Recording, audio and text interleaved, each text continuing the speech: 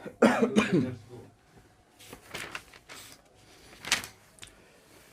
Page number 26 है, नहीं बोला ठीक है, एशियन का पेज नंबर 26। हेलो नमस्कार आप सबको। इसमें हम लोग करने वाले हैं पेज नंबर 26 एशियन का है।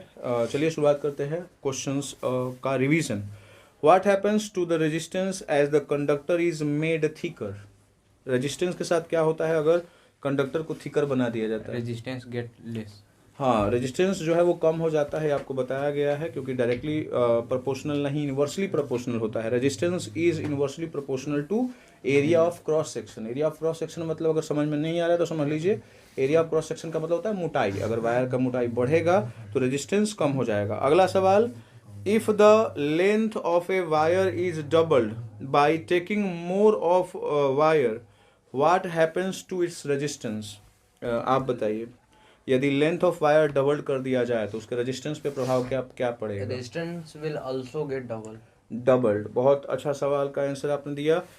On what factors does the resistance of a conductor depend. किन किन फैक्टर्स पे रेजिस्टेंस जो है वो डिपेंड करता है? टेम्परेचर, हाँ, length of wire, length area of of cross section, बिल्कुल, nature of material. Nature of material. इन चार चीज़ों पे रेजिस्टेंस मतलब प्रभावशाली होता है।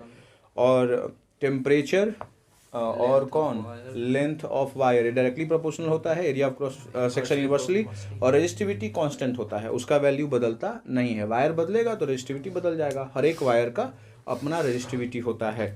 कैसे निकलता है वो आपको बताया गया होगा। आगे है, name the material which is the best conductor of electricity. Silver. Silver सबसे बेस्ट होता है। कॉपर, एल्युमिनियम भी बोल सकते हैं डेली लाइफ में, लेकिन सिल्वर सबसे बेस्ट होता है। Which among iron and mercury is a better conductor of electricity. Iron. Iron सबसे बेस्ट कंडक्टर है, ठीक है ना। उसके बाद अगला है, why are copper and aluminium wires usually used for electrical transmission. Because it मतलब ये सस्ता मिल जाता है। हाँ ठीक है, ओके। इलेक्ट्रिसिटी भी अच्छा खासा कंडक्ट करता है। इलेक्ट्रिसिटी अच्छा खासा कंडक्ट करता है। इसको बना के कैसे बोल सकते हैं? Because it has more free electrons, क्योंकि इसके पास ज़्यादा फ्री इलेक्ट्रॉन्स होते हैं और ये चीपर होते हैं। नाइक्रोम। नाइक्रोम क्या है? Nichrome is alloy made up of three nickel and chromium. three elements, nickel, chromium and manganese, manganese, yes. which has high resistance, so it is used in electric heaters, irons and toasters etc. And also it is known as resistors, है ना। State it one use तो बता ही दिया गया आपको। Electric iron में use होता है नाइक्रोम का।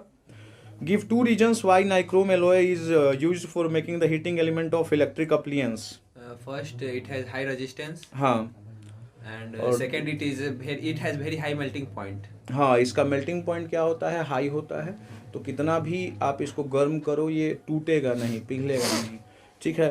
तो अच्छा जवाब था ये। Why are the coils of electric irons and electric toasters made up of an alloy rather than a pure metal. आप बताइए, अगर बता सकते हैं तो आप दोनों में। प्योर मेटल इसलिए यूज नहीं होता है कि उसमें फ्री इलेक्ट्रॉन ज़्यादा होता है।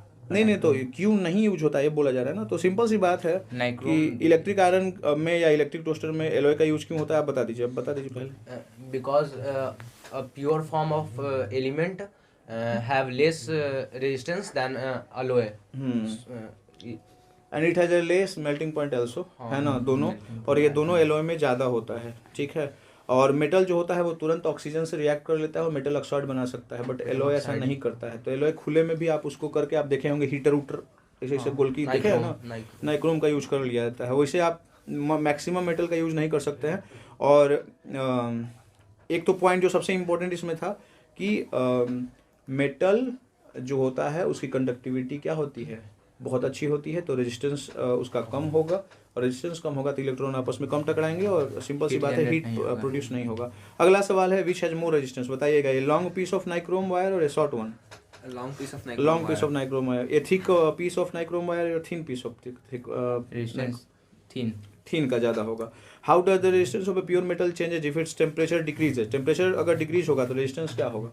कांस्टेंट है। टेम्परेचर डिक्रीज करेगा। डिक्रीज, हाँ, डायरेक्टली प्रोपोर्शनल होता है। टेम्परेचर के रेजिस्टेंस डायरेक्टली प्रोपोर्शनल होता है, तो डिक्रीज करेगा। इम्प्योरिटीज अगर मेटल में बढ़ाया जाए तो रेजिस्टेंस घटेगा कि बढ़ेगा? बढ़ जाएगा, बिकॉज कंडक्टिविटी अपने आप कम हो जाएगी उसकी, है ना। लॉजिकल बात है। फिल इन द ब्लैंक्स, अब सुटेबल आंसर। अगला सवाल है, रेजिस्टेंस इज मेजर्ड इन खाली स्थान। Ohm. The resistance of a wire increases as the length Increases. increases as the temperature increases and the cross section area Decreases. बहुत बढ़िया, ठीक है, ओके। आज के लिए मतलब इस वीडियो के लिए इतना ही।